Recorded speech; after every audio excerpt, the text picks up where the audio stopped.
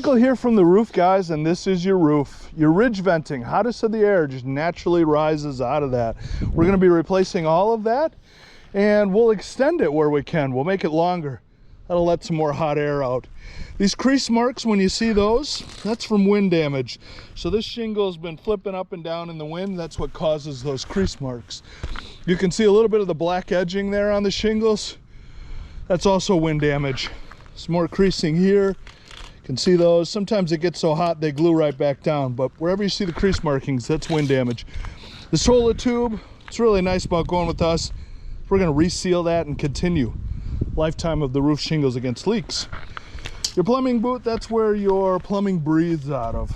A lot of times I'll find frogs living in there, eating all the bugs. They get so big they can't even make it back out. We'll replace it with a bullet boot, and that'll have a guard on top of it to help from some of those creepy crawlies getting in. Solar tube here, again, we'll reseal that for you. Another plumbing boot. Satellite dish, really important. If you're still using that, contact DirecTV, coordinate a time. They can come back out, use the computer, reposition it, program it, replace it, whatever they want to do. But that's something that we don't reinstall. Your gas stack here, we'll reseal the bottom of it, and we can paint it black, brown, or leave it gray. Sounds like you'd like to keep the shingle color, so we'll probably just leave it gray. This is really important. Not every roofer will do this because it's not code yet. This is the drip edge that goes around your house, where there is gutters and where there is not gutters. Some roofers will say, we'll replace it where there's not gutters.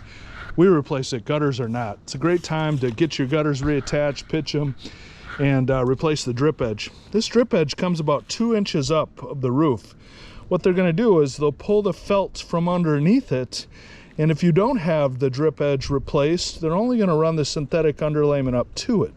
A lot of times we'll find rotted out wood within the first 10 years of the roof's life because people are not replacing drip edge. Down here, it takes the longest to dry because it sits in the shade. So we're gonna put ice and water barrier here to help with that also. Another plumbing boot. Your solar attic fan, that's also ours. It's called a Solar Star. It's a 10 watt. You can see it's getting pretty rusted. Currently not running, so plenty of sun for it to be running, so that's dead. We can upgrade that. The smallest one we make now is a 16 watt, or we take it up to a 35 watt for you.